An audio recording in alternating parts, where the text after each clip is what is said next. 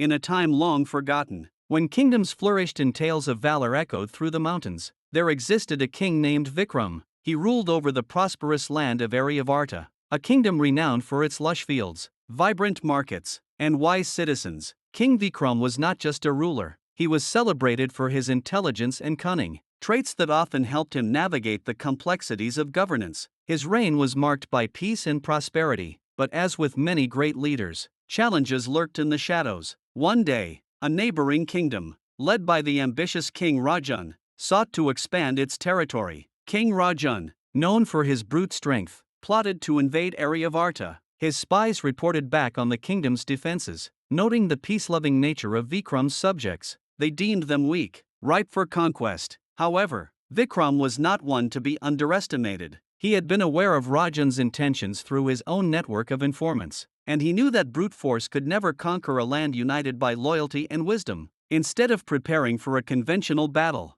Vikram devised a clever plan. He summoned his most trusted advisors and shared his strategy. Rather than meet Rajan's army with swords and shields, Vikram decided to create an illusion of power. He ordered the construction of towering wooden effigies, crafted to resemble fierce warriors, and positioned them along the borders of Aryavarta. At night, the torches were lit, casting shadows that danced menacingly across the landscape. As the sun rose over the horizon, King Rajan's scouts reported back on what they had seen. They were convinced that Aryavarta was fortified with a colossal army ready to defend its territory. Fear began to spread among Rajan's ranks. Vikram's cunning had turned the tide without a single arrow being shot. He knew that a king's greatest weapon often lies in the mind, not in the battlefield. Days turned into weeks, and the tension between the two kingdoms escalated. Rajan, frustrated by his inability to provoke Vikram into battle, decided to challenge him to a duel, hoping to prove his strength and claim victory through a personal confrontation.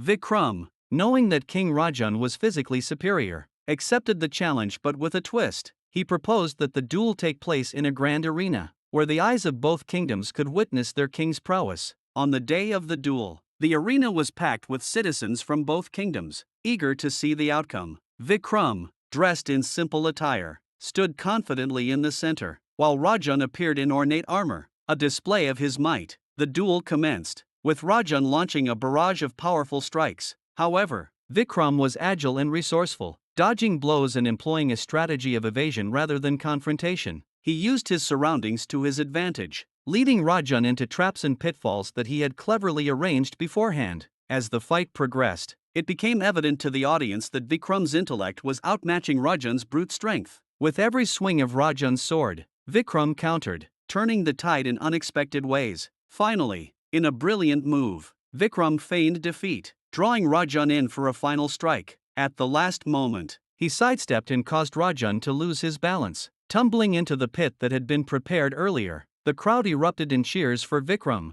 who had not only defended his kingdom but had also showcased the power of wit over might. This event became legendary, a tale told for generations about how a clever king outsmarted a stronger foe. But Vikram's story did not end there. Realizing that true strength lies not merely in victory but in unity, he sought to mend relations with Rajan. After the duel, he extended an olive branch and invited Rajan to join him for a feast. This gesture shocked everyone, including Rajan, who had expected hostility. Over the feast, the two kings discussed their dreams for their kingdoms. Vikram spoke of prosperity and peace, while Rajan shared his desire for respect and recognition. Through their dialogue, both men discovered that they were not so different after all. Rajan had been driven by insecurity, feeling overshadowed by Vikram's wisdom and fair rule. Vikram, in turn, admired Rajan's strength and ambition, recognizing that they could achieve greater things together than apart. Days turned into months, and the alliance between Aryavarta and Rajan's kingdom flourished. Together, they established trade routes, shared knowledge, and fostered cultural exchanges that enriched both societies.